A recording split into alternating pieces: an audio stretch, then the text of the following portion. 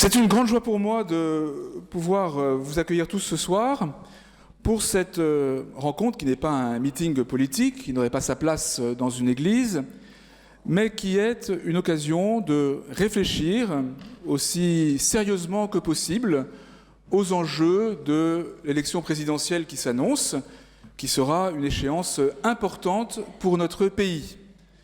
La présence de philosophes et de politiques va nous montrer, j'en suis sûr, que la réflexion profonde éclaire l'action et que les politiques sont capables de se hausser à un véritable niveau de réflexion. Je suis aussi heureux... Non mais je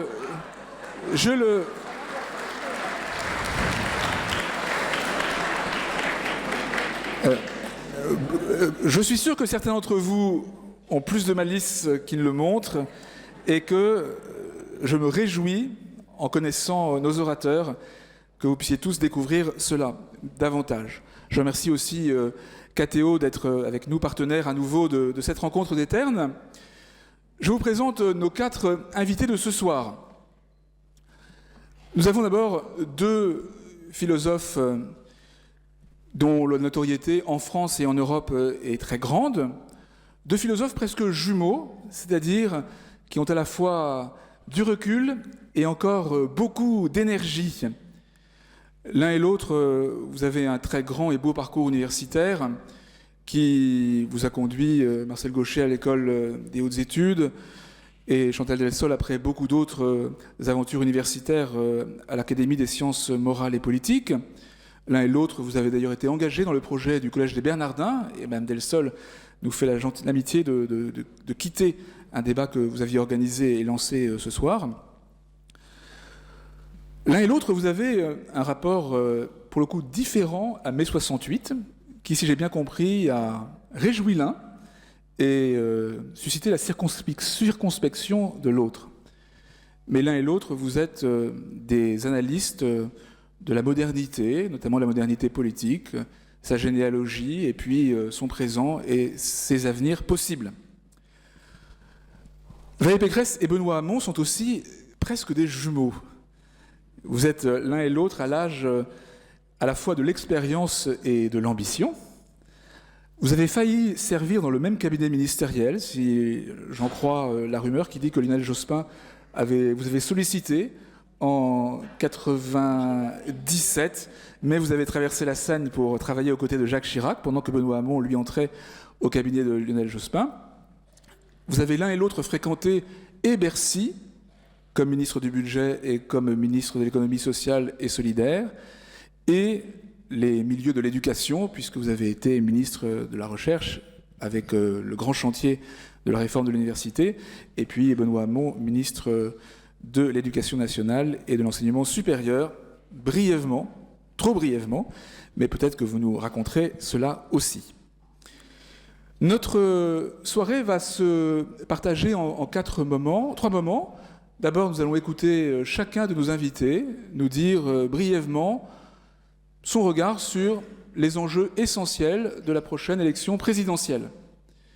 Et puis, à partir de ce que vous aurez dit, je vous inviterai à vous répondre les uns aux autres, et puis je me permettrai aussi d'ouvrir quelques autres questions. Et puis enfin, les questions que vous aurez posées par écrit, qui auront été récupérées par l'équipe d'accueil et qui m'auront été transmises, me permettront de poser vos questions aux différents orateurs. Alors je le dis tout de suite, c'est parfois frustrant cela. Il ne suffit pas d'écrire une question pour qu'elle soit posée, parce que nous allons les regrouper, discerner parmi toutes celles qui sont posées les plus ajustées. Donc nous essayerons de poser au maximum les questions écrites, mais sans doute toutes ne pourront pas l'être. Voilà, entrons dans le vif du sujet. Je mentionne également que vous trouverez à la sortie de notre réunion les derniers livres de nos orateurs. J'aurai l'occasion d'en redire un mot tout à l'heure. Mais d'abord, entrons dans le vif du sujet. Et si vous voulez bien, Madame Delsol, merci de nous dire comment vous abordez, avec votre réflexion de philosophe, de libéral conservateur, comme vous dites parfois, les échéances de l'année qui s'ouvre. Merci de votre accueil. Vous m'avez demandé de présenter en 10 minutes comment... Alors, je suis pas habituée à commenter les élections. Je veux simplement vous dire pourquoi, vu de mon point de vue, il y a un danger... Enfin, notre démocratie pose certains problèmes. Il y a des sondages qui nous disent que 72% pensent que les politiques sont corrompus, etc. 89% pensent qu'ils ne se préoccupent pas d'autre chose que de leurs intérêts personnels. Bon, je ne vais pas insister là-dessus. Je pense que notre démocratie a un véritable problème, le problème de la corruption ou autre. C'est un problème qu'on avait déjà entre deux guerres. On a eu des problèmes comme ça entre deux guerres. Simplement, la grande différence, c'est qu'entre deux guerres, un certain nombre de gens se disaient « nous allons avoir des bonnes dictatures ». Maintenant, nous savons que les dictatures ne sont jamais bonnes, parce que le XXe siècle est passé par là. Mais les problèmes que nous avons ne sont pas les mêmes en même temps que dans les années 30. Je considère qu'il y a un véritable danger sur la démocratie par le seul fait que lors des élections présidentielles, qui en France sont comme les élections, quelque chose d'absolument essentiel, étant donné nos institutions, il n'y a plus que le premier tour qui compte. Il n'y a plus que le premier tour qui compte, puisque le but commun est d'éviter le FN. Comme on sait que le FN arrive en fait au premier tour, eh bien, le seul problème, c'est au fond de gagner le premier tour. C'est une sorte de perversion de la démocratie, et c'est de cela que je voudrais parler en 5 minutes. La démocratie n'est donc plus un débat entre des visions du monde, ce qu'elle devrait être, mais elle est une guerre larvée contre un ennemi institutionnalisé. Je dis bien un ennemi institutionnalisé, c'est pas un ennemi qui a les armes à la main. Et ceci est plus ou moins vrai, c'est très très vrai en France, mais c'est plus ou moins vrai sur toute la planète occidentale. C'est le phénomène dit du populisme qui engendre une maladie démocratique. J'insiste pour dire, et je le dis très sincèrement, que je ne vote pas pour ce genre de parti. Et le fait même que je sois obligée de le dire pour être crédible à vos yeux est déjà le signe d'une maladie démocratique. Voyez-vous ? Alors, depuis les deux totalitarismes, les démocraties jugent normal d'interdire certains partis qui sont considérés comme dangereux. Il est normal que la démocratie se défende, et comme vous savez, l'Allemagne avait interdit un parti nazi ou post-nazi ou nazillon, appelez-le comme vous voudrez, et les États-Unis avaient plus ou moins interdit, c'était pas si clair, le Parti communiste. Mais aujourd'hui, nous avons pratiquement dans chaque pays un parti qui est criminalisé et pas interdit, ce qui est tout à fait étrange. Je pense que nous ne nous penchons pas assez sur la question que ça pose. Est-ce que 50% des Américains qui sont en train de voter pour Trump, je ne sais pas s'ils seront 49 ou 51, peu importe, est-ce que ces 50% sont des nazis? Bien sûr que non. Parce que si c'était le cas, bien sûr, il faudrait leur appliquer la solution qui avait été réclamée par Carl Schmitt en son temps, il a changé d'avis après d'ailleurs, qui disait que devant une situation exceptionnelle, il faut carrément interdire un parti. C'est parfaitement vrai. Si un parti est dangereux, il faut l'interdire. Il vaudrait mieux l'interdire dans l'œuf d'ailleurs. Il ne faut pas attendre qu'il soit énorme. Mais là, en l'occurrence, ces partis ne sont pas interdits. Qu'est-ce qui se passe en fait? Il se passe que nous avons un courant élitaire, transcourant, de gauche et de droite, les deux, qui a confisqué littéralement la démocratie à son profit, en criminalisant les opposants et en instituant une oligarchie de fait. C'est une phase tout à fait d'inconséquence de la démocratie, parce qu'on criminalise non pas par la force, mais par l'ironie, l'ostracisme, par l'accusation morale, enfin vous avez ça sous les yeux toute la journée, et on criminalise un opposant qui est un opposant officiel, c'est-à-dire qui n'est pas interdit. Alors, pourquoi ces partis sont-ils criminalisés, alors même qu'ils restent institutionnels? Parce que c'est ça la question finalement. Eh bien, parce que leur dangerosité est de proposer une alternative à une idéologie de l'élite, toute puissante, qu'on pourrait appeler, c'est très difficile de lui donner un nom, parce qu'elle n'a pas de nom, elle est transcourant, j'appelle ça une idéologie quand même, enfin on peut discuter, individualiste mondialisée, En tout cas, c'est une idéologie qui défend une société complètement nomade, hors sol, indifférenciée, qui refuse tout enracinement, avec à la clé une émancipation absolue et en dehors de toute limite. Alors, cette idéologie est connotée socialement, ce qui fait que nous avons une oligarchie de classe. La population, en tout cas les classes populaires, refusent d'accorder toute la légitimité morale à ce parti transcourant, ce qui fait que les classes populaires se désaffilient de la politique. Soit elles votent pour le parti le plus marginal ou le plus extrémiste, soit elles cessent de voter. Bon, tout ça, vous le connaissez comme moi. Le sociologue Christophe Guilluy, dont on peut se réclamer en ce moment comme de quelqu'un comme Chauvel, par exemple, qui parle beaucoup de ça, parle d'un marronnage des classes populaires, c'est-à-dire, comme vous savez, le marronnage, c'est la fuite des esclaves. Ce sont les classes les plus populaires qui, littéralement, s'enfuient de la politique parce que elles ne veulent pas participer à cela, et en fait, on ne les écoute pas, elles n'ont pas voix au chapitre, tout simplement. Et puis, ce qu'il y a de pire, comme le dit Guilluy dans l'affaire du marronnage, c'est que les esclaves marrons, non seulement s'enfuient, mais finissent par créer un contre-modèle. Et quand ils créent un contre-modèle, alors la chose est terrible, pour justement cette élite mondialisée dont je parle.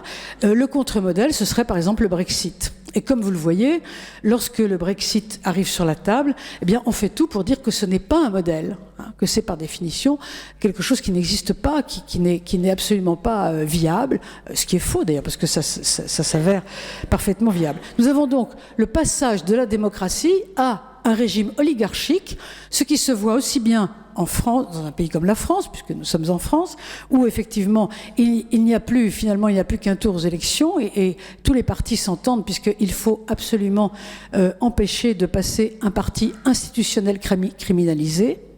Et puis, naturellement, oligarchie en Europe, puisque vous le savez bien comme moi, il y a un très grand nombre de votes européens pour lesquels un peuple peut toujours voter comme il veut. De toute façon, sa voix ne sera pas prise en compte. S'il ne vote pas comme il faut, on va refaire l'élection ou on va finalement faire voter une autre assemblée, etc. Donc, c'est ce qu'on peut appeler effectivement une oligarchie.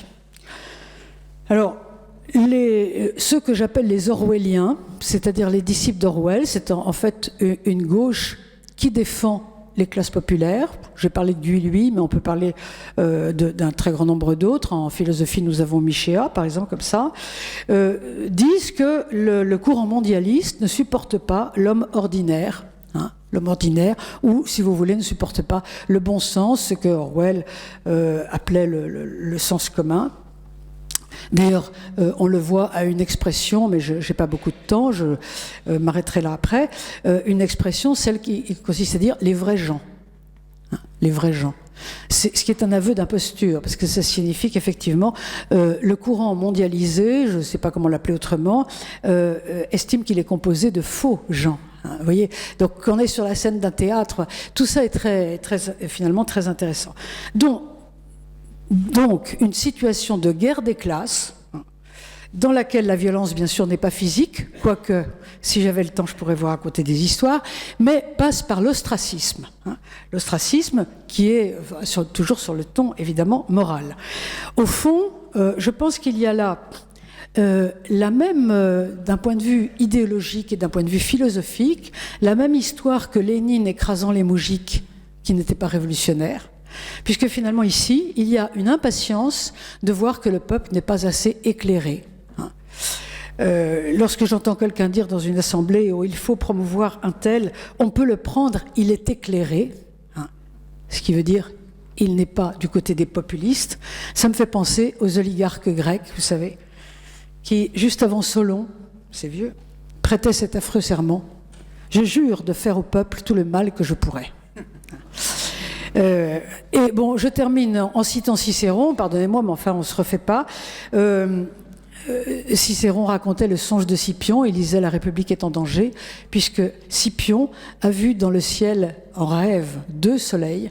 Eh bien, la République est en danger parce que de la même façon que Scipion a vu 2 soleils dans le même ciel, il y a 2 peuples au lieu d'un. Merci.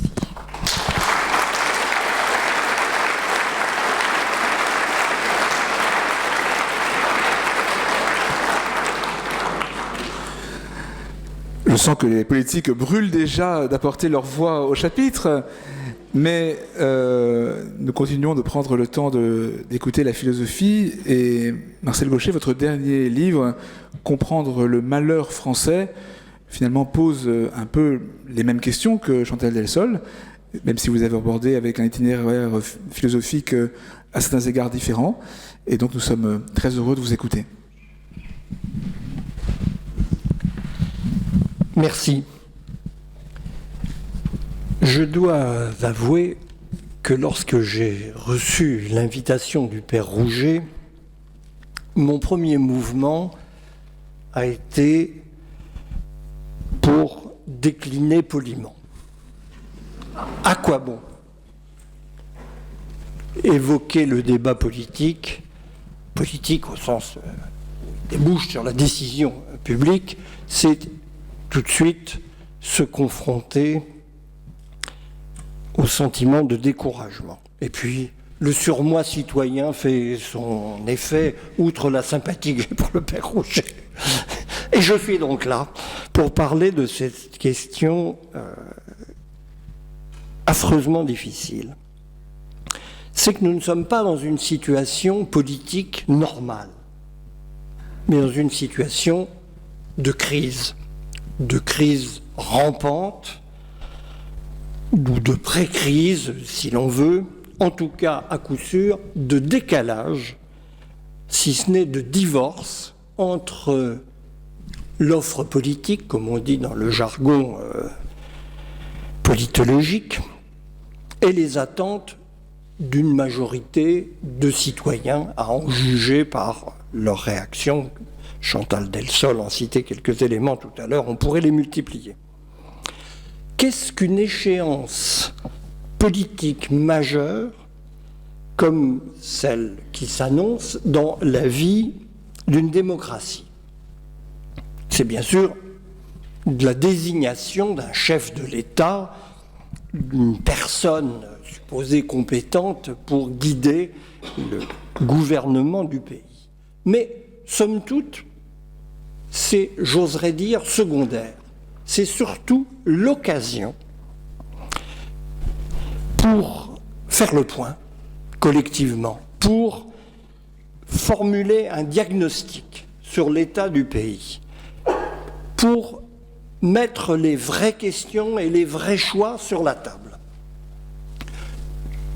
En termes savants, on pourrait dire que le processus électoral comporte une dimension cognitive, un effet de connaissance chez l'ensemble des citoyens à des niveaux très différents, qui est presque plus important que la décision finale qui va porter tel ou tel à la tête de l'État. Car c'est cette discussion qui, au final, contraindra celui qui sera élu. Et les exemples pullulent dans l'histoire de gens élus sur un programme qui font une toute autre politique, parce que précisément la mise en lumière dans l'échéance électorale de problèmes qui n'étaient pas vus, qui étaient tenus pour marginaux, qui étaient carrément échoués, finit par passer à tel point en premier plan que c'est ce qui va commander leur action. Sommes-nous dans un tel scénario aujourd'hui dans la France de la fin 2016 ? Eh bien, je crois que la réponse est non. La société française a un problème de vérité à son propre sujet. Et de ce point de vue-là, je crois qu'il ne faut pas se précipiter d'accuser, de mettre en pilori les politiques. Je crois qu'il y a là un phénomène collectif beaucoup plus profond, un malaise à l'égard de la capacité de se dire ce que nous sommes, le point où nous en sommes et ce que nous pouvons être.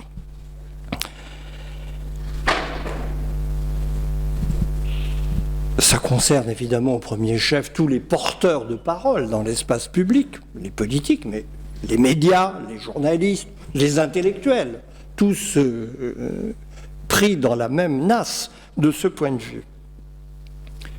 Mais le fait est, du côté politique, cette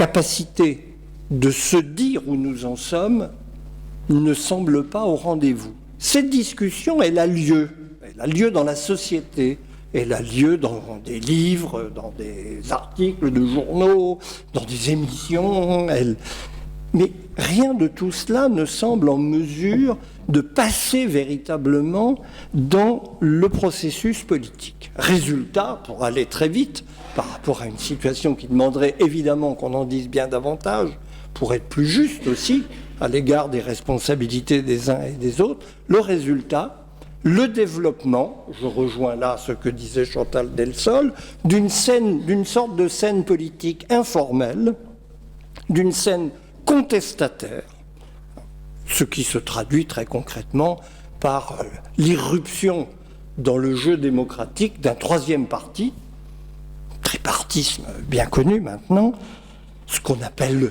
le populisme, dont l'ombre domine en effet, au moins implicitement, les débats et déterminera en grande partie le résultat. Là-dessus, je crois qu'on ne peut évidemment que rejoindre ce que disait Chantal Delsol. Voilà la situation qui est l'enjeu véritable de cette échéance présidentielle. Sera-t-elle en mesure de combler ce fossé qui s'est creusé entre la parole politique et les attentes populaires, au sens de la souveraineté du peuple, tout simplement? Peut-être, peut-être pas, mais en tout cas, nous devons nous demander à coup sûr comment nous en sommes arrivés là. Et quelles sont les raisons qui font que la France puisse être à ce point incapable d'affronter les questions de fond qui se posent à son propre sujet, qui regardent essentiellement l'extérieur. Je ne vais pas vous faire mon propre programme en quelques minutes. Ça n'aurait aucun intérêt. Je suis sûr que tous, vous avez ces questions dans l'esprit. Et un programme politique, ça consiste à mettre en face de chacune de ces questions un verbe. Il faut. Et quand on est plus ambitieux, je veux. Le papier supporte tout. Et les promesses n'engagent que ceux qui les écoutent. Une formule que Mme Pécresse doit bien connaître pour avoir fréquenté son auteur. Il y a effectivement dans ce pays un problème d'offre politique. Très vite, parce que la satire est facile et que je reconnais ses limites. Nous avons une primaire à droite qui est une farce et une situation à gauche qui est une tragédie. À droite, une farce. Nous avons une concurrence entre les 4 principaux candidats, il y en a d'autres, mais prenons ces 4, tous issus du même gouvernement, solidaires suppose-t-on dans l'action, le tout coiffé par un président sortant de la précédente en forme de Monte Cristo qui revient pour se venger. Un spectacle qui fait rire le monde entier, soyons-en conscients. On ne regarde pas assez le regard qui est porté sur nous de l'extérieur. Et à gauche, l'implosion, la débandade.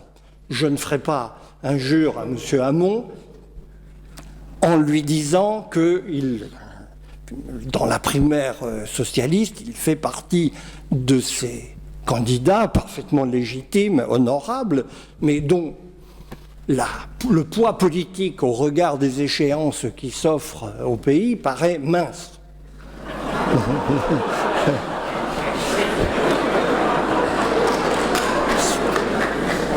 Je ne fais qu'enregistrer des données connues de tous. Et le problème de la gauche, il est simple. Elle n'a pas de candidat, en fait. La vérité est qu'elle fait semblant d'en avoir, mais qu'elle n'en a pas. quand on arrive à une situation de ce genre, je crois qu'il y a lieu de se préoccuper de ce qui se passe. À de certains égards, le mot n'est pas de moi, il est d'un journaliste allemand, de grande qualité d'ailleurs, qui me disait « Mais votre élection présidentielle, c'est une élection municipale ». Ce qu'il voulait dire à très juste titre, c'est que tous les choix fondamentaux qui pouvaient être faits étaient en fait de l'ajustement à un ensemble de règles et de lois qui étaient de situations objectives, qui étaient déterminées par ailleurs et sur lesquelles les Français n'avaient aucune prise. Très exactement ce qui se passe au niveau local quand on essaye de définir dans un champ de gestion bien précis un ensemble d'options qui n'empêchent pas le respect du cadre global. En effet, la France est dans cette échéance en train de devoir s'adapter à sa façon. Il y en a plusieurs, elles sont divergentes, et c'est d'ailleurs des choix tout à fait respectables, mais qui relèvent d'une situation européenne en partie subie, en partie voulue, où nos possibilités de choix sont très limitées, dans un cadre européen clairement dominé par l'Allemagne. Question jamais posée dans la campagne jusqu'à présent, alors qu'elle est la question clé. C'est là le silence principal, peut-être, de cette élection qui s'annonce. La France ne pèse plus rien, ou à peu près plus rien, dans une Europe où elle avait mis tous ses espoirs d'une façon passablement aveugle, il faut le dire, rétrospectivement. De quoi va-t-on parler dans cette campagne ? C'est clair, on en sait suffisamment de l'état de l'économie française. Question qu'il est très loin de mon esprit de négliger. Elle est évidemment capitale. Mais est-ce la seule ? On va parler en fait de l'impossible libéralisation de la société française avec le énième round de dire ce coup-là c'est la bonne, rappelez-vous la rupture de 2007, nous allons faire la rupture, bon, tout le monde s'en rappelle donc on a changé de discours mais c'est le même en fait sur le fond et il n'y aura pas plus de rupture ce coup-ci que le coup d'avant. Tout le monde le sait aussi et le moral des troupes en souffre passablement. Le tout sur fond d'un débat confus à souhait sur l'identité. Quelle identité quand on est face à une notion employée de cette façon, il faut toujours se demander l'identité de qui, pourquoi faire. L'identité, sans question en elle-même parfaitement légitime, mais un débat qui n'est manifestement pas posé au niveau où il doit l'être, et je pourrais m'étendre longuement sur ce point. Le tableau, autrement dit, est sombre, puisque l'effet même qu'on peut attendre d'une élection dans la démocratie, on le sait bien, l'effet majeur qu'on attend d'un processus électoral, c'est l'alternance, le renouvellement, avec la part d'espoir que symboliquement il porte. On va voir de nouvelles têtes et peut-être aurons-nous une situation différente que celle qui manifestement, de la vie assez générale dans le pays, s'est révélée défaillante dans la conduite du gouvernement. L'effet même d'alternance est par avance épuisé. Toutes les études semblent le montrer.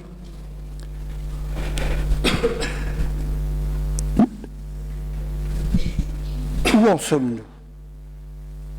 Nous nous réveillons d'une sorte de rêve collectif qui a eu nom, mondialisation heureuse, Europe, France en grand dans une Europe triomphale. Et cette élection va être le choc de la réalité. Face à cette situation, il y a deux scénarios. un scénario optimiste, un scénario pessimiste. Il faut commencer toujours par le scénario optimiste. Le scénario optimiste consiste à dire que, somme toute, c'est une situation, comme on en a connu d'autres dans l'histoire, où un changement brutal de monde fait que les responsables de tous ordres, mais les simples citoyens tout autant, sont dépassés par la situation et qu'il faut le temps d'une digestion, d'une adaptation à une réalité qu'on déchiffre mal, par rapport à laquelle on est pris à contre-pied pour que se réinstalle un cours normal des choses. Le scénario pessimiste, c'est que, étant donné la situation globale qui est celle du recul de l'Occident, recul objectif, qui se mesure en termes démographiques, l'Occident au grand maximum, c'est 1 milliard de personnes sur 7 milliards et demi qui prennent en poids tous les jours. Demain, ce sera 8 milliards et ainsi de suite. Et nous resterons là où nous sommes. L'Europe, c'est effectivement 7% de la population. Ce sera bientôt 6% de la population mondiale. Dans cette situation, eh bien, nous sommes condamnés à une sorte de déclassement historique qu'il s'agit au mieux d'accompagner d'une façon lucide. Je ne tranche pas, mais je crois que ce que nous pourrions espérer de mieux de cette échéance électorale majeure, c'est qu'elle se rapproche de la bonne position de la question et qu'elle affronte ces scénarios en toute lucidité. Je l'espère, sans forcément y croire.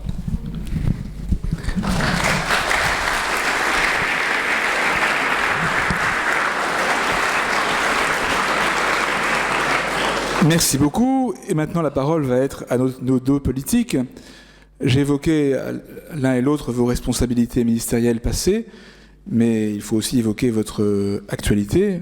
Valérie Pécresse, présidente de la région Île-de-France, le plus gros exécutif régional de notre pays, et Benoît Hamon, et donc, comme l'a évoqué plaisamment Marcel Gauchet il y a un instant, candidat à la primaire socialiste. Je voudrais aussi évoquer le fait, c'est une des raisons pour lesquelles je vous ai invité l'un et l'autre, l'attention que vous avez eue dans votre parcours politique aux questions essentielles. Je pense en particulier au travail que vous avez fait, Valérie Pécresse, comme rapporteur de la mission sur la famille et le droit des enfants en 2006, avec un travail extrêmement objectif, fouillé, qui, à l'époque, avait abouti à recommander de ne pas légaliser le mariage entre personnes de même sexe. Quant à vous, Benoît Hamon, vous avez souvent dit votre opposition à la gestation pour autrui, et je me souviens, nous en avions aussi parlé ensemble à l'époque, votre engagement sur ce sujet dans le Parti socialiste autour de 2011, je crois. Alors, Valérie Pécresse, quels sont pour vous les enjeux essentiels de cette présidentielle et comment réagissez-vous au diagnostic de nos deux philosophes ?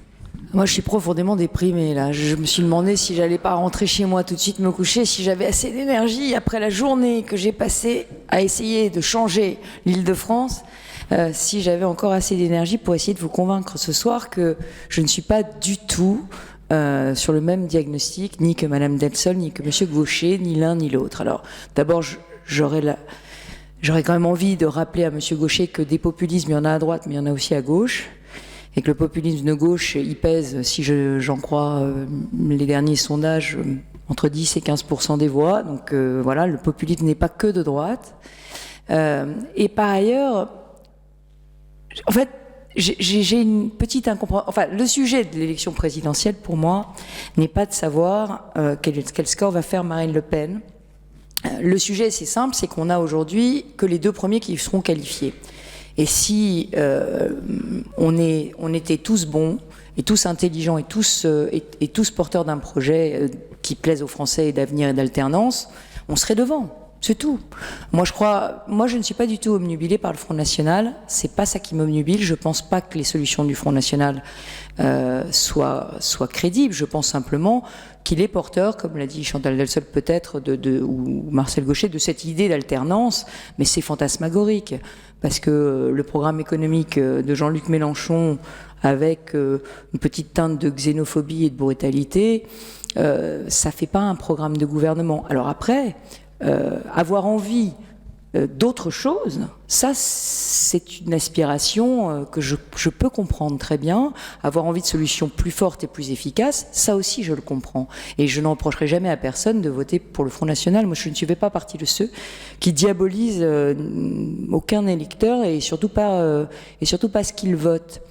Mais le sujet, pour moi, il n'est pas du tout là. Enfin, pardon, mais on ne doit pas vivre complètement dans la même société. Vous avez dit, le peuple se détourne de l'élection. Moi, je vous mets au défi de me prouver qu'il y a plus d'abstentionnistes aujourd'hui dans la démocratie française qu'il y en avait il y a 10 ans, il y a 15 ans, il y a 20 ans. C'est faux. C'est statistiquement faux. Je sors d'une élection régionale où nous avons eu pratiquement 60% de participation pour une élection à une collectivité que personne ne connaît, la région, dont personne ne sait à quoi elle sert. Bon, j'essaye de faire de la pédagogie, parce que ça sert énormément et on gère quand même 14 milliards d'euros de budget, donc on sert à quelque chose. Mais la vérité, c'est qu'il y a eu 60% de votants. 60% dans une élection régionale en France. Voilà, donc c'est à peu près le même pourcentage que pour une élection municipale. Donc ça veut dire que les Français se passionnent encore pour la politique. Alors vous allez me dire, il en manque 40%. Mais aux élections locales, il n'y a pas un pays au monde où il y a plus de 60% de votants. Les Français sont passionnés par la politique, ils adorent ça. Et quand vous nous dites la primaire de la droite est un désastre et la primaire de la gauche est une farce, mais enfin, comment est-ce qu'on peut oser dire ça? C'est des moments de démocratie. Justement, on va vous parler de vous, on va vous parler de la France, on va parler de nos problèmes et on va essayer de proposer des solutions.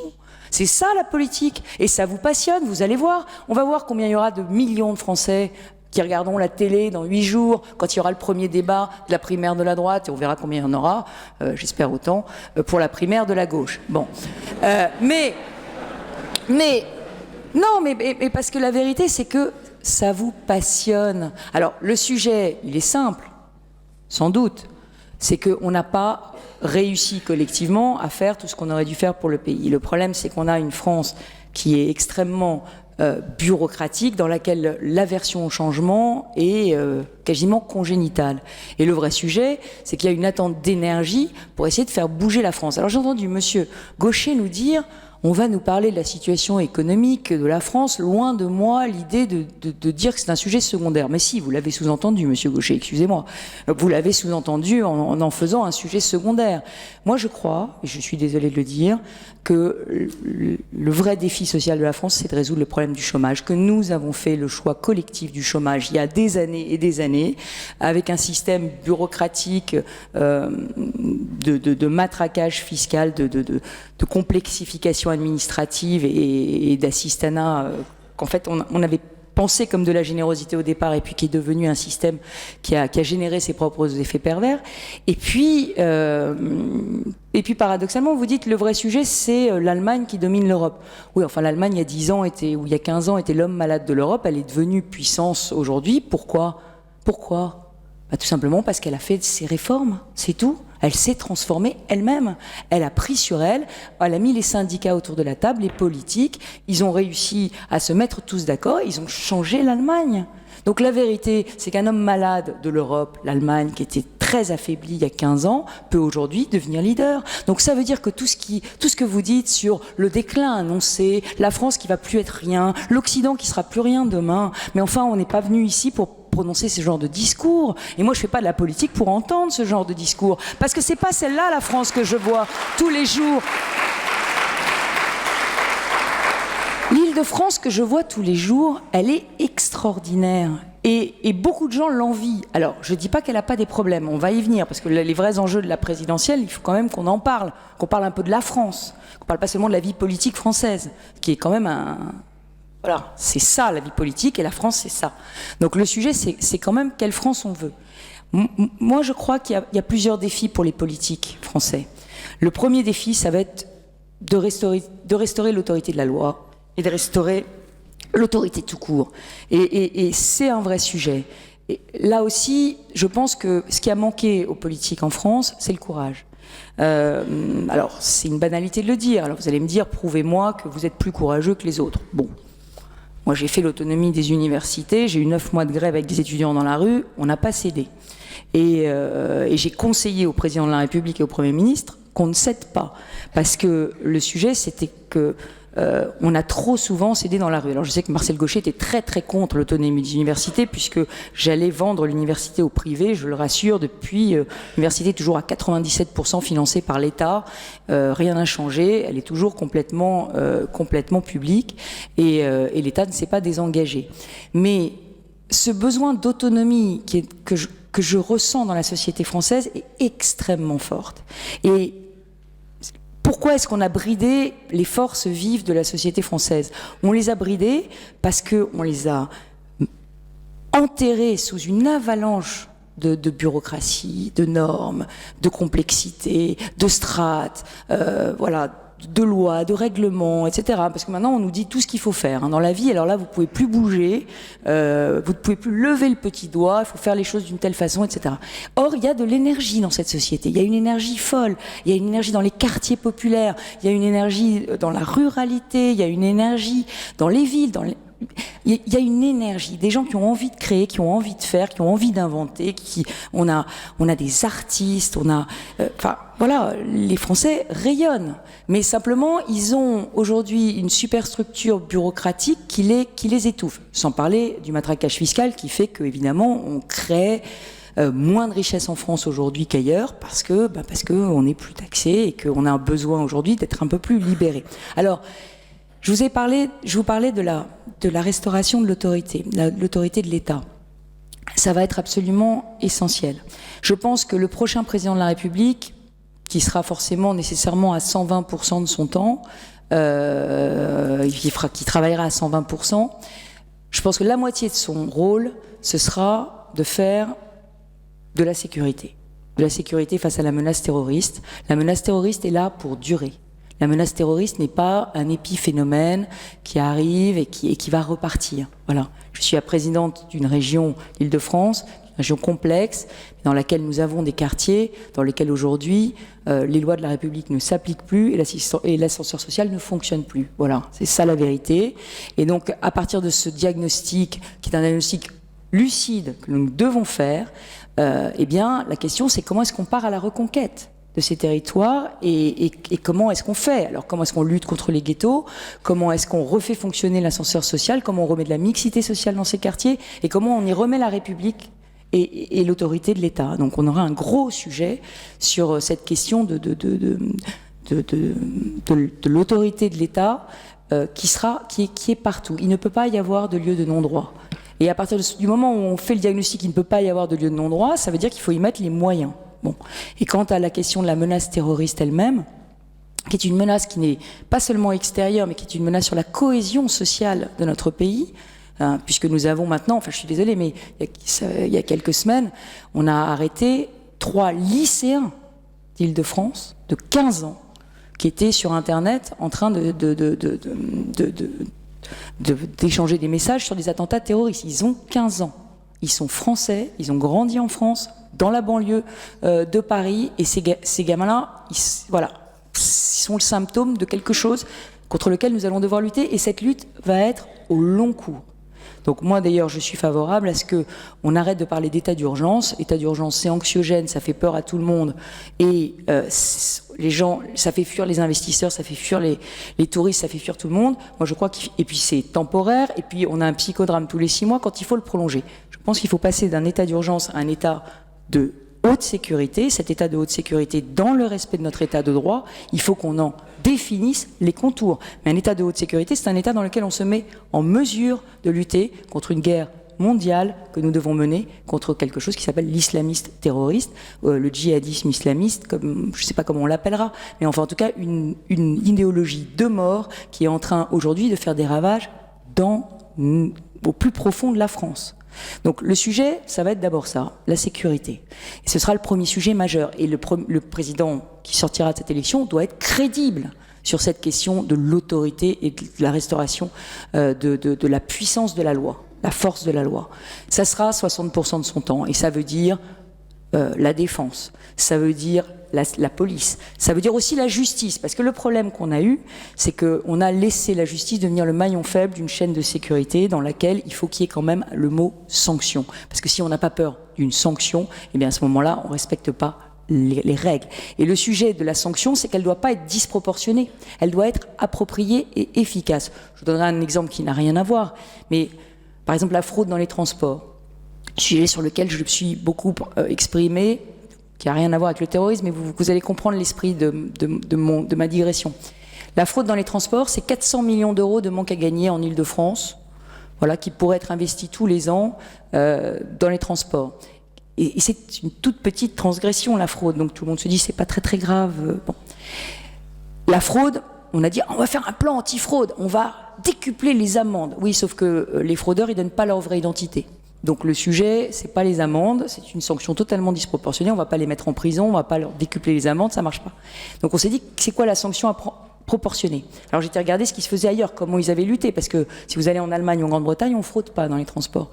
Donc comment ils ont fait? Eh bien, en fait, ils ont mis plus de présence humaine, et surtout, ils ont retenu pendant 4 heures les fraudeurs.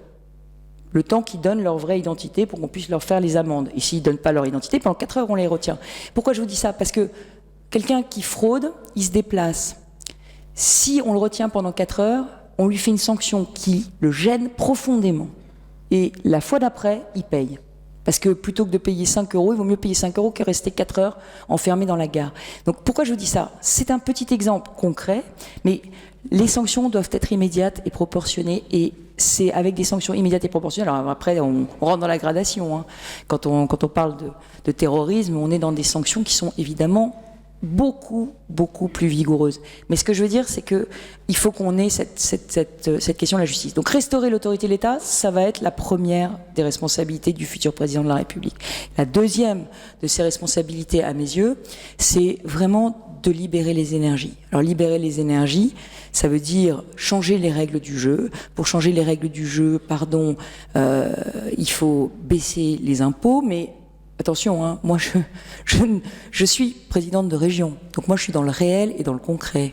Donc ceux qui disent je vais vous promettre des baisses de dépenses, moi j'ai fait en un an 140 millions d'euros de baisse de dépenses sur ma région, alors que pendant 17 ans, mon prédécesseur, tous les ans, il augmentait ses dépenses. Tous les ans pendant 17 ans, comme le budget de l'État, vous allez me dire. Mais tous les ans pendant 17 ans. Nous on arrive 140 millions d'économies. Mais pourquoi je vous dis ça? Parce que le problème, c'est que si on veut baisser les impôts, il faut changer les règles du jeu. Les règles du jeu social, les règles du jeu du marché du travail, les règles du jeu, malheureusement, aussi du système de retraite. C'est-à-dire qu'il faut accepter de se mettre tous autour d'une table et de se dire comment on équilibre nos budgets.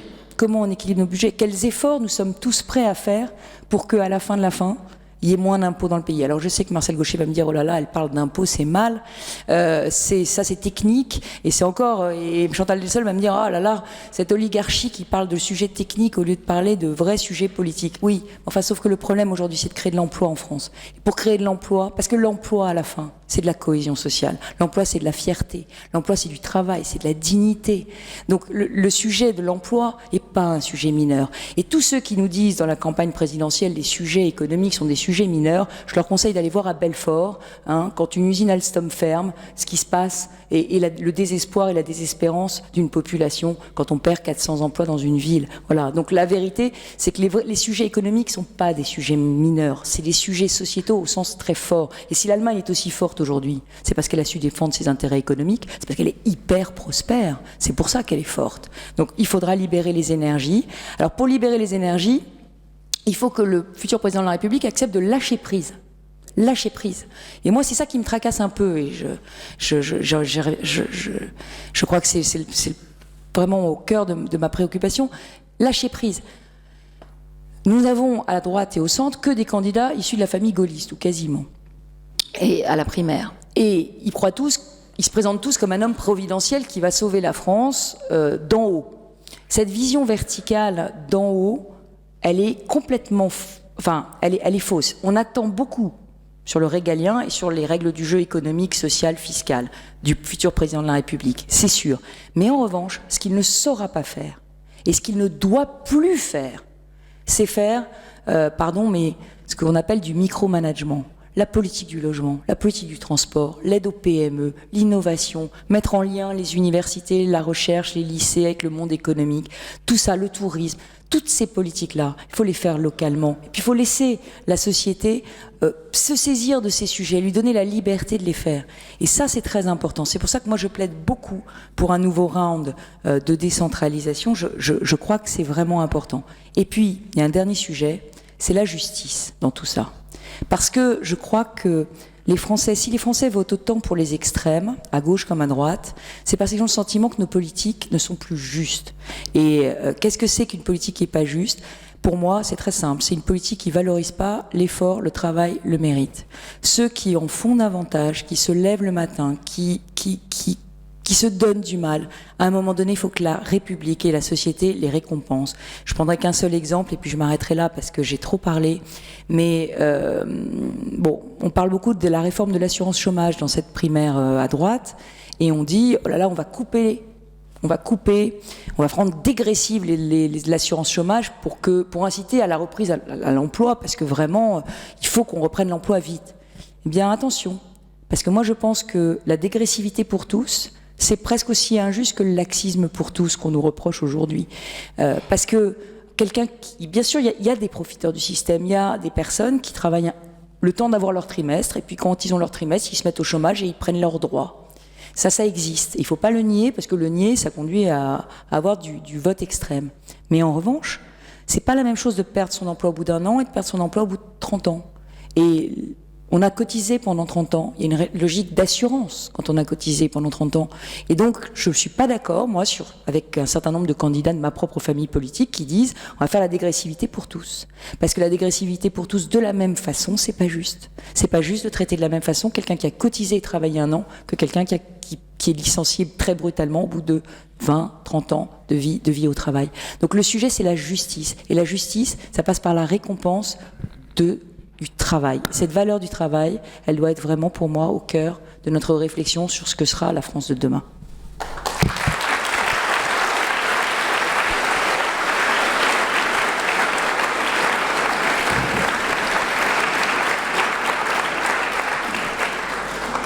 Merci beaucoup. Dans votre invitation à libérer l'initiative et à ne pas tout faire d'en haut, il y avait un thème, si j'ose dire, delsolien, qui est le grand thème de la subsidiarité. Peut-être que cette convergence pourra être mise en valeur tout à l'heure. Alors vous avez dit que le futur président devrait être à 120% de son temps. Quand j'ai invité Benoît Hamon, je ne savais pas encore qu'il serait candidat à la primaire socialiste. Nous ne savons pas encore si vous serez à 120% de votre temps dans quelques mois, mais nous sommes heureux d'entendre votre réflexion sur les enjeux de la prochaine présidentielle. Bonsoir à tous. D'abord, je voudrais vous remercier, mon père, de me donner la parole en dernier, qui me permettra de répondre à tous ceux qui m'ont un peu taquiné, de m'offrir la possibilité de parler devant quelques centaines d'électeurs de gauche de la primaire, donc c'est aussi un grand plaisir. Bon, non, je voudrais commencer par essayer de vous adresser de manière assez classique la question que vous nous avez posée, parce que je pense que dans des périodes de doute, il est toujours intéressant de revenir à l'étymologie des mots, et en l'occurrence, Marcel Gauchet l'a évoqué lui-même, il a évoqué la crise. Mais il y a une double étymologie au mot crise, une étymologie latine, crisis, qui évoque plutôt la notion de maladie, et une étymologie grecque, crisis cette fois-ci avec un K, qui évoque la notion de jugement. Et incontestablement, nous sommes aujourd'hui dans un moment où nous sentons où nous pressentons, ou voire même nous constatons dans nos vies, qu'un modèle de développement, celui par lequel nos sociétés se sont développées sur le plan économique, est sans doute arrivé à son épuisement, à raison du fait que le dérèglement climatique aujourd'hui, les risques qui pèsent sur notre environnement, les sacrifices qu'il faut consentir pour aller chercher avec les dents, comme le disait l'ancien président Sarkozy, un point de croissance, ces sacrifices sur le plan environnemental comme sur le plan social sont devenus quasiment insoutenables. Nous sommes aussi en crise du point de vue de notre modèle démocratique. Vous l'avez évoqué, et ce sera un point d'accord que j'aurai avec Valérie Pécresse, le fonctionnement de la démocratie française. et en l'occurrence de nos institutions. C'est assez frappant effectivement de voir comment à chaque élection présidentielle on cherche l'homme ou la femme providentielle, plus rarement la femme en l'occurrence, puisqu'aucune d'entre elles n'a été élue à la présidence de la République, mais qu'on peut constater maintenant avec le recul qu'aucun n'a été providentiel. Puisque d'abord il sera assez curieux de penser que le génie français se concentre en une seule et unique personne, mais parce qu'en plus ça ne correspond pas aujourd'hui aux formes d'intelligence politique et démocratique qu'à mon sens il faut mobiliser pour nous sortir de la crise. Et c'est pour ça que j'espère en tout cas que l'élection présidentielle et les phases qui vont la précéder, les primaires de droite comme de gauche, nous éviteront ces concours de grimaces auxquels on assiste à chaque élection présidentielle. Il y a une très jolie phrase de Victor Hugo qui dit « Un lion qui imite un lion est un singe ». Et à droite, on imite De Gaulle, et à gauche, on imite Mitterrand, et vous avez des concours de grimaces assez jolis, sympathiques, mais pour conclure à la fin qu'il n'y a effectivement pas d'homme providentiel, puisque personne ne nous a véritablement permis collectivement de sortir de cette crise démocratique, donc crise de notre modèle de développement. À mon sens, et c'est le sujet principal dont je vais vous parler ensuite, crise du travail, et de la relation que nous avons au travail et de la place qui sera celle du travail dans nos sociétés, en lien avec ce qui est probablement une révolution dont nous ne mesurons pas aujourd'hui toutes les conséquences, mais qui est comparable à ce qu'a été l'arrivée de l'électricité. C'est la révolution numérique. Elle va bouleverser les relations entre les individus, elle va bouleverser notre économie, elle va bouleverser notre relation au travail.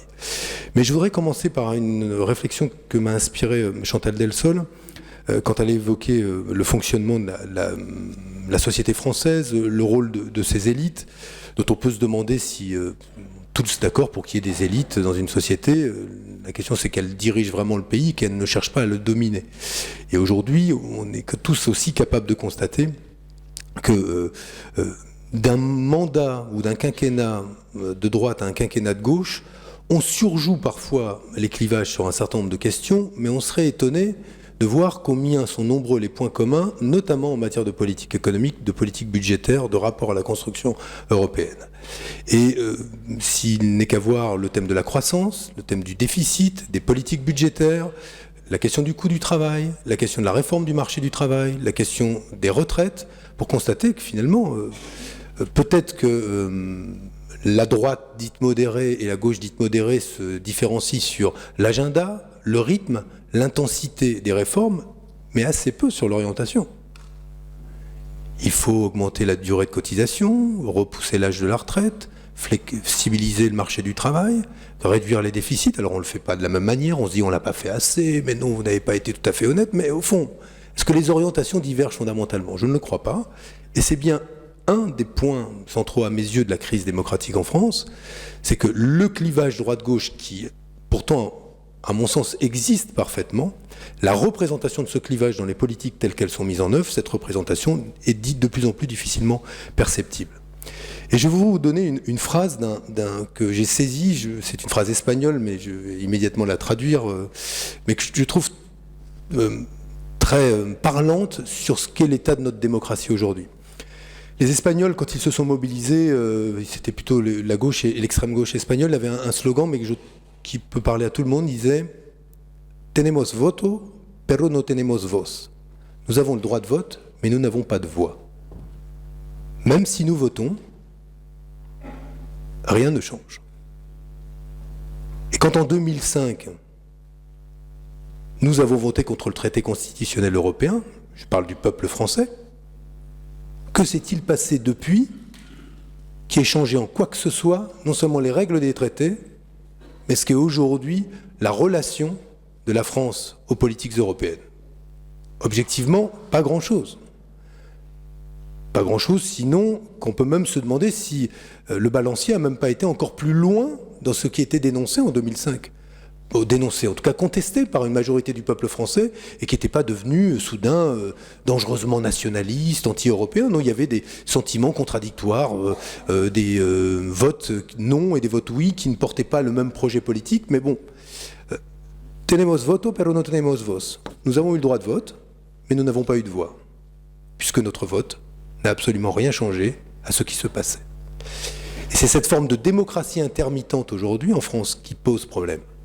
Parce que nous sommes appelés à choisir un homme ou une femme providentielle tous les 5 ans, mais nous constatons qu'au terme de ce mandat, fondamentalement, sur des questions qui sont des questions essentielles qui touchent aux conditions d'existence, à la place des individus dans la société, aux questions identitaires que moi je ne méprise pas, même si je pense qu'elles ont pris une place totalement disproportionnée dans le débat politique. Sur ces questions-là, nous constatons que finalement nous nous enfonçons toujours un peu plus dans la crise et que nous avons assez peu de politique pour adresser les questions essentielles.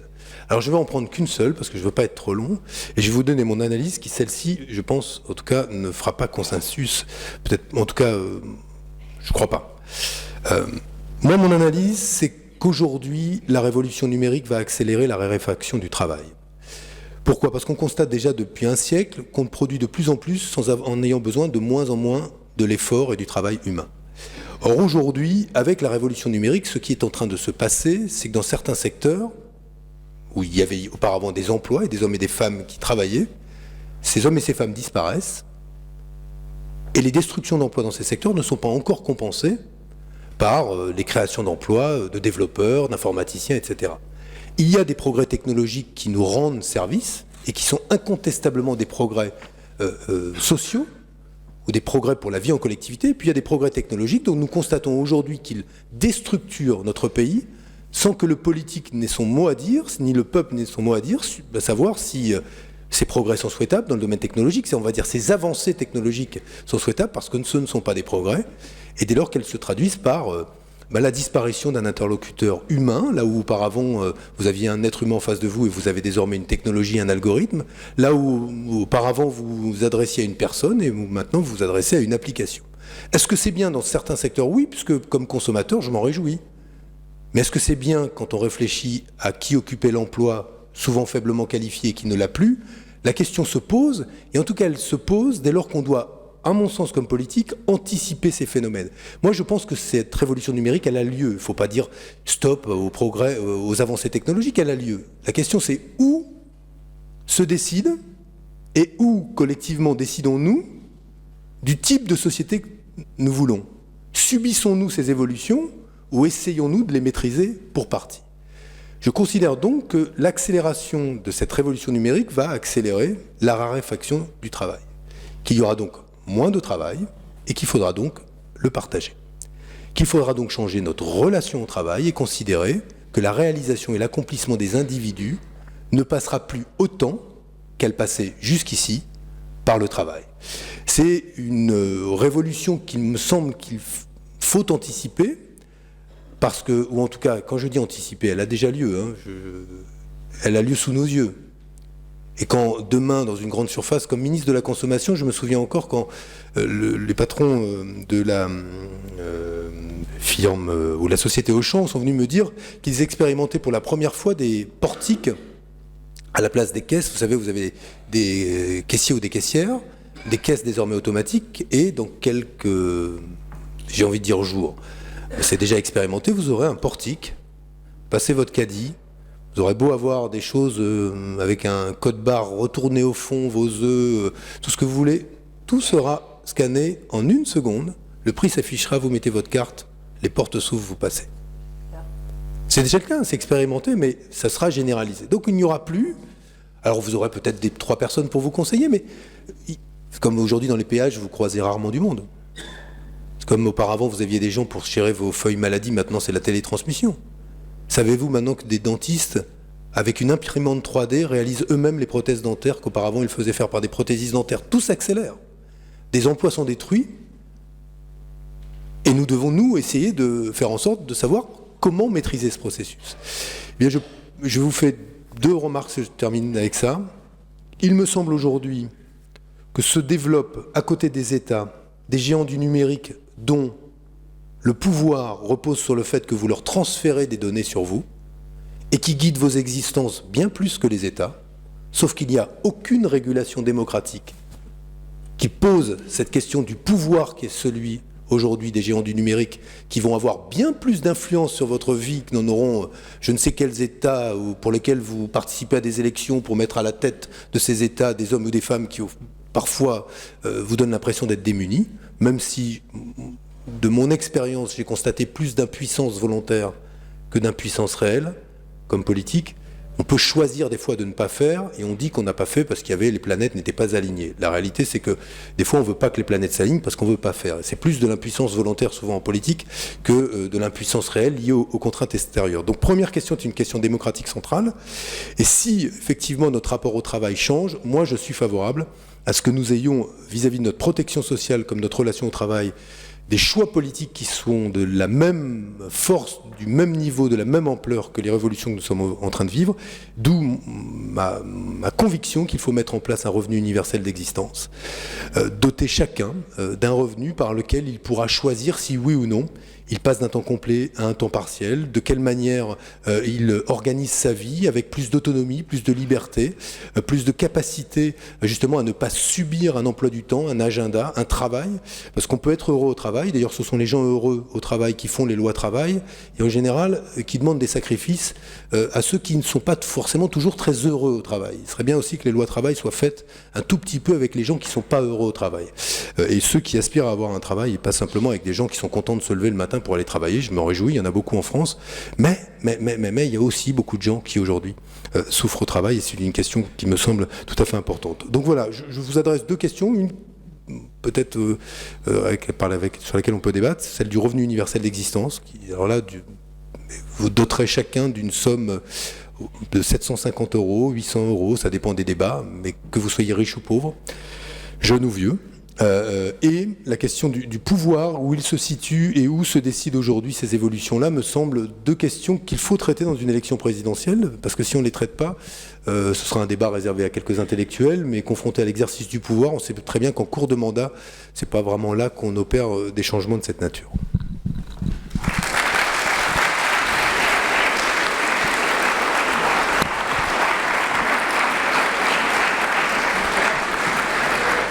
Merci beaucoup. Il me semble qu'en dépit des déclarations initiales chez nos deux politiques, beaucoup des questions posées par les philosophes sont revenues, celles de la loi, celles de son fondement, celles du discernement à mener et sur quels critères, et la question de la vérité aussi qui est revenue sur vos lèvres à tous et qui est une question importante et souvent controversée aujourd'hui.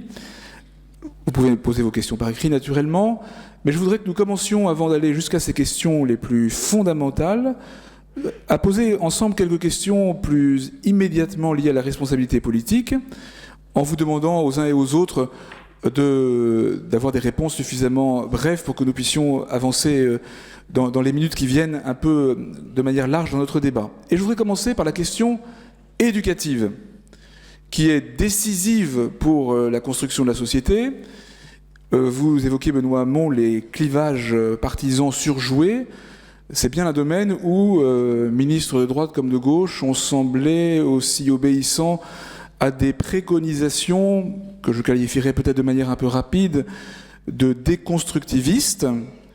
Et on ne cesse de se lamenter sur le fait que les savoirs fondamentaux ne sont plus assimilés. Et on multiplie les réformes, à droite comme à gauche, qui donnent l'impression d'amenuiser encore leur acquisition. Vous êtes tous engagés dans l'éducation, par vos responsabilités ministérielles, je le dis, par vos responsabilités universitaires. Comment est-ce que vous répondez à cette question éducative et aux urgences nouvelles pour aujourd'hui qui sont posées et la manière d'y répondre ?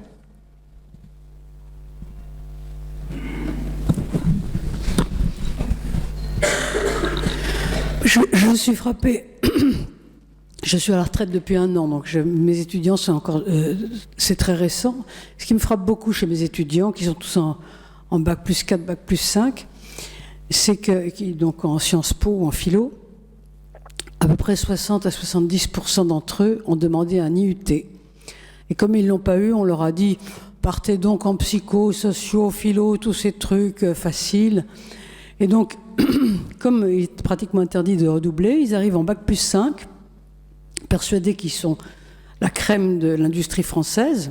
Et évidemment, ils ne maîtrisent même pas l'orthographe, ils n'ont jamais lu un livre, sauf un livre sur les soucoupes volantes. Hein. Et donc, si vous voulez, pourquoi est-ce que ça se passe comme ça ? Ça se passe comme ça parce que On ne peut pas créer d'IUT supplémentaires parce qu'il faudrait payer 2 fois les professeurs, il faudrait liquider une partie des masters et puis créer des IUT à la place, parce que c'est ça qui serait bien pour les étudiants, hein, c'est clair. Mais on ne peut pas le faire parce qu'il faudrait demander aux profs qui sont déjà là, qui donnent des cours dans les masters, d'aller donner des cours dans les IUT. Ça, ils ne veulent pas, bien sûr. Donc voilà, si vous voulez, un tout petit constat. Il me fait dire toute une société ne peut pas être composée entièrement de profs de fac, de chirurgiens et de grands avocats. Il faut aussi qu'il y ait des plombiers et des agriculteurs. Et il y a beaucoup de jeunes qui veulent être plombiers ou agriculteurs, peut-être pas agriculteurs, c'est peut-être compliqué, ou qui veulent être électriciens ou autres, et qui ne peuvent pas le faire parce que précisément c'est là que les choses sont difficiles. Alors, je pense qu'il y a une sorte de méconnaissance de la vie, d'idée selon laquelle tout le monde devrait être l'élite, mais non, tout le monde n'est pas l'élite par définition, vous voyez. Voilà un peu, très rapidement, l'expérience que je peux avoir. Alors nos ministres qui ont travaillé à la réforme de l'éducation d'une manière ou d'une autre. Oui, non, mais la question qu'aborde Chantal Delsol, elle est double pour moi.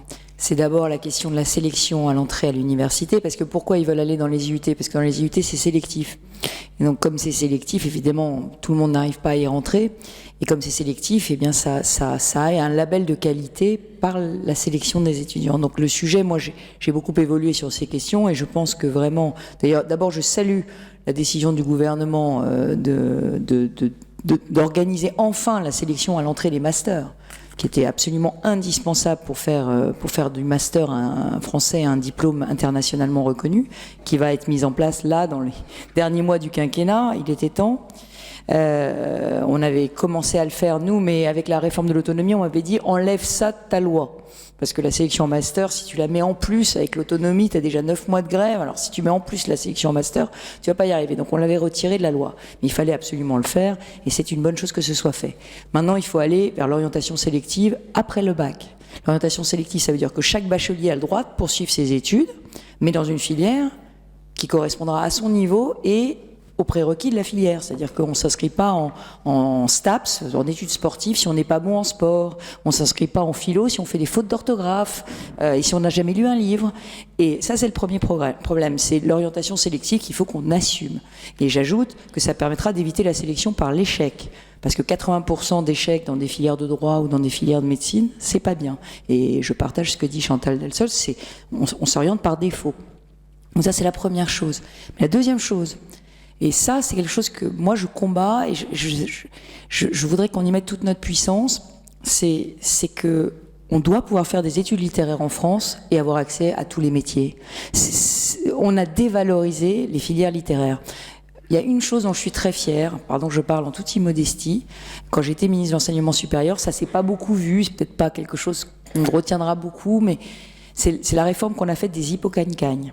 Où à la fin des hippocagnes-cagnes, j'ai réussi à tordre le bras des 2 écoles normales supérieures pour qu'il y ait un concours commun à la fin de la Cagne, qu'on puisse faire à la fin de la Cagne des écoles de commerce, des IE, des instituts d'études politiques, des écoles de journalistes, des écoles de beaux-arts, qu'il puisse y avoir une banque d'épreuves communes et on dise ce sont des très bons littéraires et des très bons littéraires ils peuvent faire n'importe quoi dans la vie parce que c'est comme ça dans les autres pays. On peut être très bon scientifique, on peut être très bon littéraire. La littérature, les études de lettres sont quand elles sont à un très bon niveau avec des très bons enseignants, c'est quelque chose de magique et on doit pouvoir faire tous les métiers. Donc ça c'est la deuxième chose. Mais moi je voudrais juste, pardon, je suis désolée, c'était pas du tout de ça dont je voulais parler. Moi je voudrais parler des apprentissages fondamentaux parce que le vrai sujet des apprentissages fondamentaux, et moi je tire un signal d'alarme extrêmement puissant parce que je suis en Île-de-France, c'est la question du recrutement des professeurs.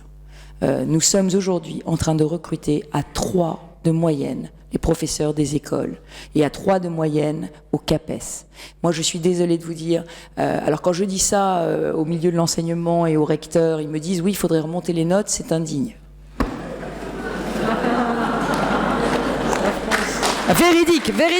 Véridique. Et le vrai sujet, parce que je vous ai parlé de l'Île-de-France et je vous ai parlé de cette question de la cohésion sociale et nationale qui se joue dans les quartiers populaires de l'Île-de-France, nous avons besoin dans ces quartiers de mettre les meilleurs enseignants. C'est ça la vérité. Et on le dit, ça fait 20 ans qu'on le dit, je pense que Benoît a dû le dire, et moi j'ai dû le dire aussi quand nous étions chacun à nos responsabilités. Il faut les meilleurs enseignants dans les établissements les plus difficiles, là où les enfants ne parlent pas le français comme langue maternelle. Parce qu'en plus on a un énorme problème qui est lié à la révolution numérique et digitale dont parle Benoît, c'est qu'aujourd'hui, avec les satellites, il y a des maisons en France où on n'écoute pas de chaîne en français pendant toute la journée. Et donc le français qui s'apprenait par l'ORTF ou par la France, c'était quoi, TF1, France 2, France 3 avant, parce qu'on n'avait pas de chaîne de télé, donc il fallait apprendre, il fallait écouter des chaînes en français. Aujourd'hui on est en satellite, donc on peut écouter des chaînes dans toutes les langues qu'on veut, et donc on peut ne pas parler le français à la maison. Donc pour les enseignants, vous comprenez, la gageure est 2 fois plus importante. Donc le sujet, il est simple pour moi, c'est revaloriser les clercs, revaloriser les métiers de l'enseignement. Et ça passe évidemment par des différences salariales, vraies, assumées, et des différences de carrière, vraies, assumées. Quand on va enseigner dans un lycée ou dans une école en pénurie, on a un avantage de carrière si on y reste 5 ans. Alors moi, à mon tout petit niveau, parce que je ne suis pas ministre de l'Éducation nationale, j'ai proposé que les logements sociaux que la région construit, elle les mette à la disposition des enseignants qui accepteraient de rester 5 ans dans un quartier difficile ou dans une école en pénurie. Le problème, c'est que personne ne veut me garantir les 5 ans. C'est-à-dire que on me dit, moi j'ai demandé au recteur, j'ai demandé à l'Éducation nationale de me garantir que pendant 5 ans ils vont pas les muter. Et on me dit ah oui mais ils sont libres. Enfin bref voilà, j'arrive pas à mettre en œuvre cette mesure qui pourtant me paraît être une mesure de bon sens et qui serait gagnant-gagnant pour les enseignants qui s'installent en Île-de-France où c'est très cher de se loger et pour les écoliers. Voilà. Merci beaucoup. Merci beaucoup d'avoir pris cette question des enseignements fondamentaux qui me semble de fait essentielle. Mais ce qui est frappant, c'est qu'on entend beaucoup les responsables politiques dire cela, et puis malgré tout, une sorte de déconstructivisme semble toujours l'emporter dans les méthodes d'apprentissage de la lecture, dans les méthodes pédagogiques mises en œuvre. Et derrière ça, il y a au fond la question du rapport à la vérité, et qui est souvent théorisée comme ne devant pas être évoquée ou n'existant pas. Ça rejoint aussi ce que je disais tout à l'heure, Marcel Gauchet, sur la vérité.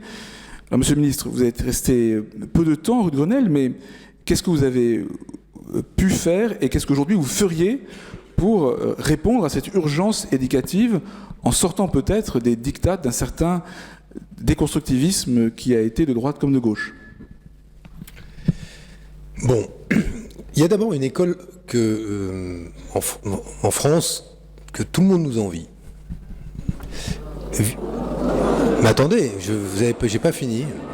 Il y a une école que tout le monde nous envie, elle est visitée, elle fait l'objet de rapports, d'études, etc. C'est l'école maternelle. Non mais, je commence par ça. L'école maternelle française est aujourd'hui copiée, regardée, étudiée dans le monde entier. Et nous avons sans doute les enfants à 6 ans les mieux préparés. Presque du monde.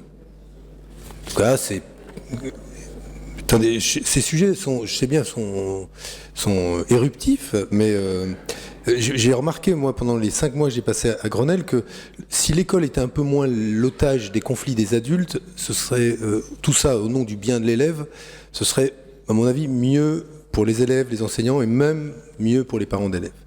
Mais donc, comment se fait-il ensuite qu'à 6 ans, ce que nous avons constaté, après 6 ans, et quand on regarde les évaluations en fin de CE2, sur les apprentissages fondamentaux, il y a eu une telle dégradation du niveau des élèves, notamment en mathématiques et en français. C'est ce constat que nous avons fait quand Vincent Payan est devenu ministre de l'Éducation nationale, en se disant comment aujourd'hui pouvons-nous avoir des enfants qui sont probablement les mieux préparés et qu'ensuite le niveau se dégrade.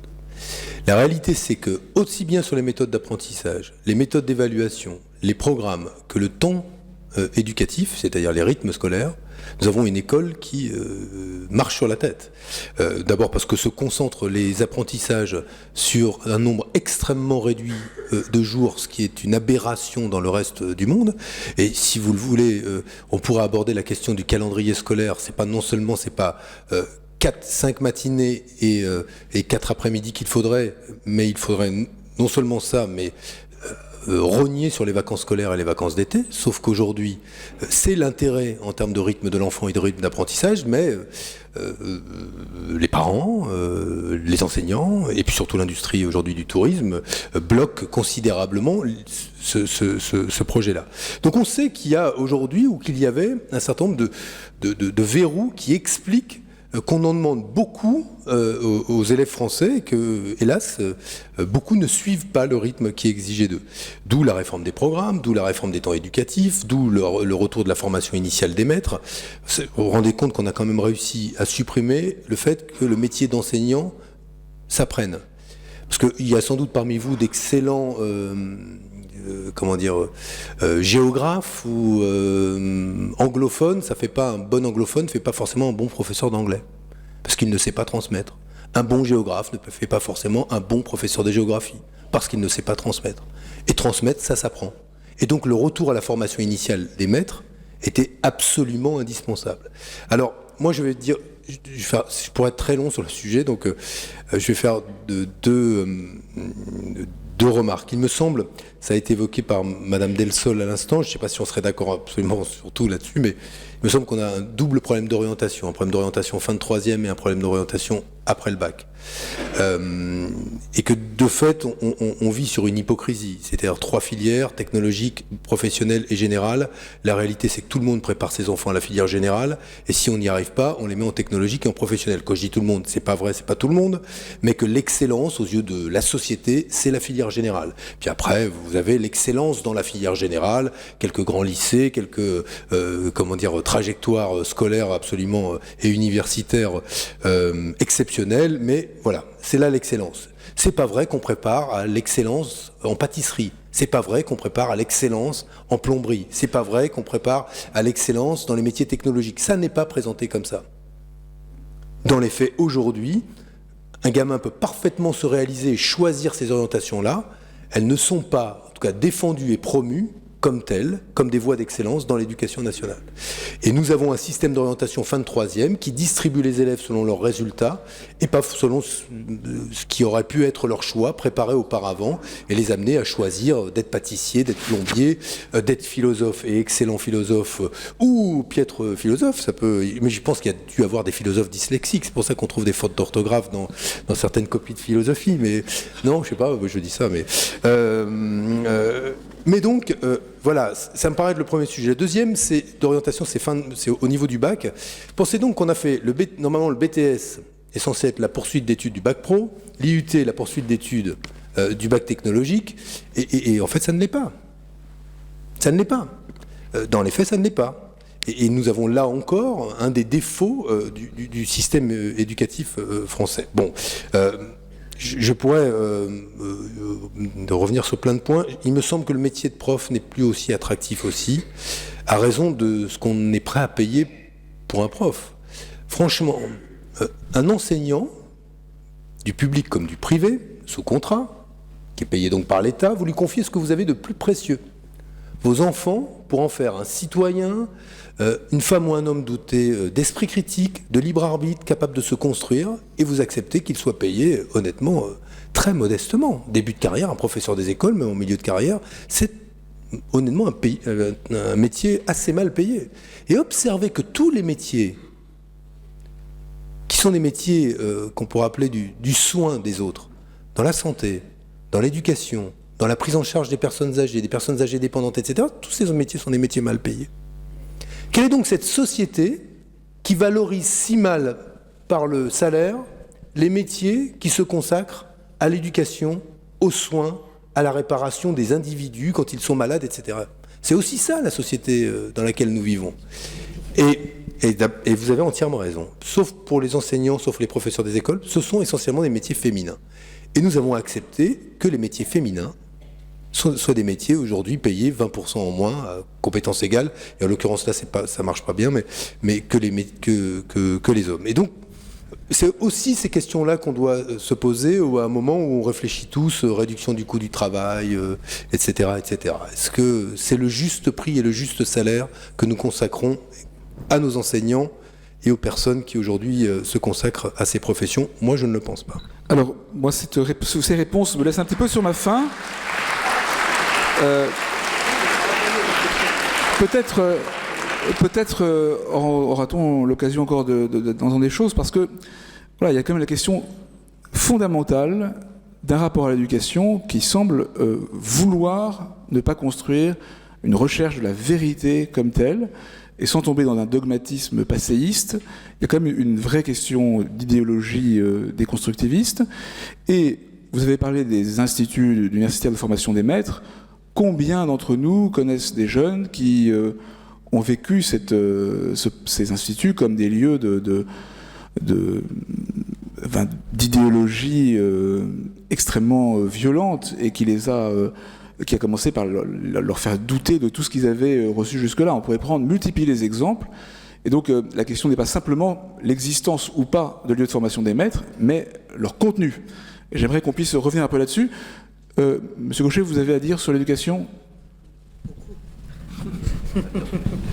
Je suis ancien élève de l'école normale d'instituteurs de la grande époque. Les hussards de la République, j'ai encore connu. Et j'ai écrit 4 livres sur l'éducation, pas à l'université, non, en travaillant avec des gens qui précisément étaient des formateurs des enseignants, qui se posaient la question de fond. J'observe un progrès, tout n'est pas noir dans le monde où nous sommes, un progrès très net dans cette discussion et des sujets, je crois, relativement consensuels.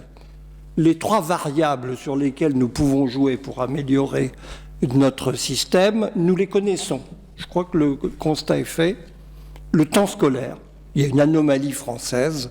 Est-ce que c'est les familles, pour des problèmes tout à fait respectables, les familles recomposées, c'est au nom des familles recomposées qu'on a supprimé le samedi matin à l'école primaire? Absurde, du point de vue de l'intérêt de l'enfant, ou son intérêt scolaire en tout cas.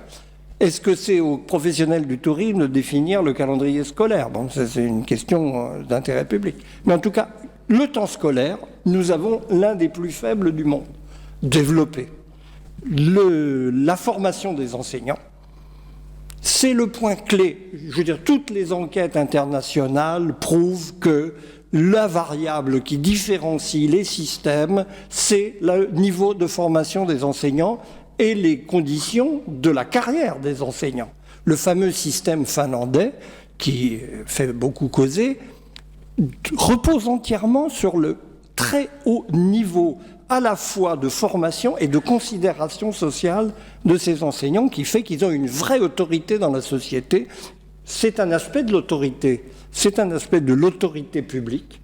L'autorité des enseignants, c'est un élément essentiel de l'autorité publique. Et il est vrai qu'en France, nous ne l'avons pas. 3e question sur laquelle on a été très rapide, mais pour créer des emplois, qui est un vrai problème, en effet, c'est une question clé, l'enseignement professionnel, qui est dans un état sinistré dans ce pays, d'une manière absolument anormale. C'est une filière de relégation, avec des îlots d'excellence, ou des îlots de branchement sur la société remarquable.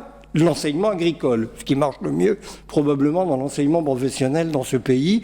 Dans l'Est de la France, il y a des expériences très remarquables dans ce domaine. Et on peut évidemment là faire, c'est l'une des réformes clés. Mais une fois qu'on a abouti à ce constat de consensus possible, je crois, sur des vraies avancées, effectivement, c'est là où la question du père Rouget trouve toute sa vigueur. Je crois qu'on peut s'entendre sur les constats et on n'y arrive pas. Ça fait des années qu'on patine devant les problèmes qui...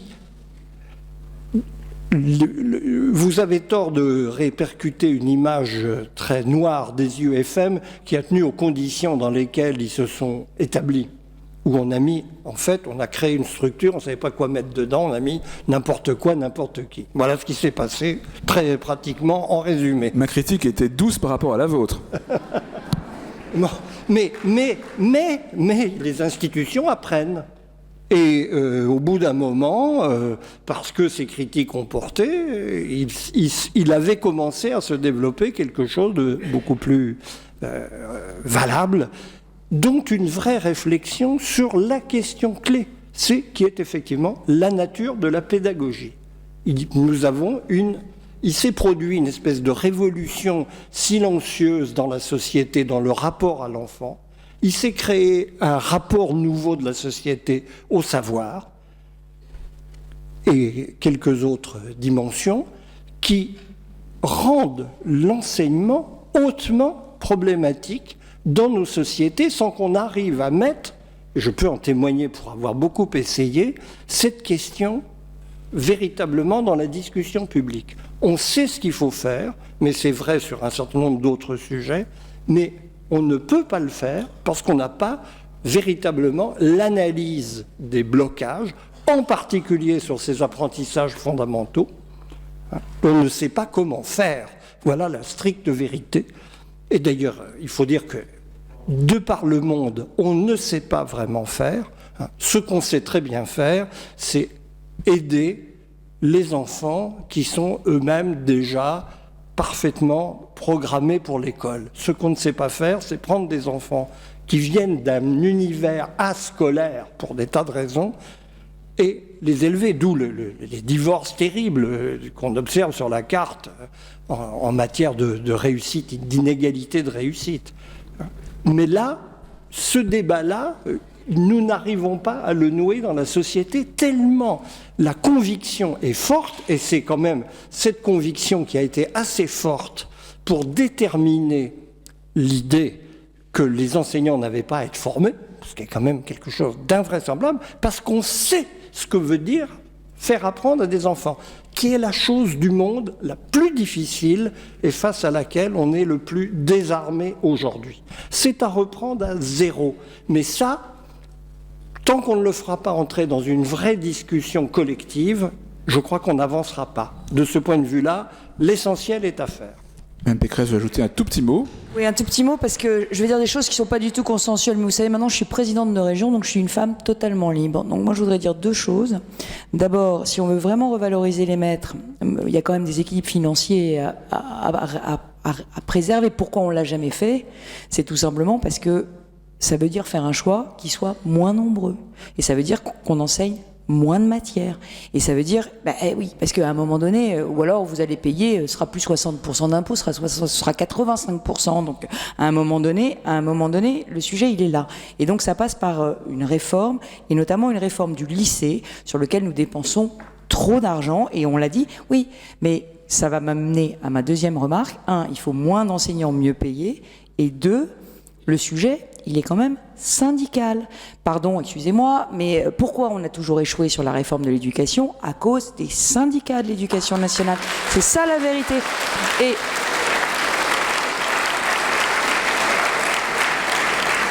Et je l'ai vécu. Je ne vais pas être longue là-dessus, mais simplement pour vous dire comment est-ce qu'on peut s'en sortir. Parce qu'il ne suffit pas de faire le diagnostic. Le diagnostic, on le connaît, il y a de l'idéologie. Et dès que l'idéologie prend le pas sur le bon sens, on met 1 million de personnes dans la rue et tout le monde recule. Et ça a été le cas, malheureusement, pour tous les ministres de l'Éducation nationale qui ont voulu faire des vraies réformes, y compris pour Xavier Darcos, qui avait une très belle réforme du lycée, un lycée modulaire qui préparait à l'enseignement supérieur, et cette réforme a échoué à cause justement du dogmatisme syndical. Elle aurait permis d'avoir moins de matière au lycée, et elle aurait permis de redéployer ces enseignants ou l'équivalent en salaire sur le primaire pour faire en sorte que les professeurs des écoles soient revalorisés. Et moi, je ne suis pas d'accord complètement avec Marcel Gauchet. Je ne pense pas qu'apprendre à lire et à écrire ou apprendre à compter, ce soit les choses les plus difficiles du monde. Je pense que c'est possible. Je pense qu'aujourd'hui, on ne peut pas le faire dans les conditions dans lesquelles on place nos enseignants dans des classes à 35 avec des élèves qui ont autant de difficultés sociales et scolaires.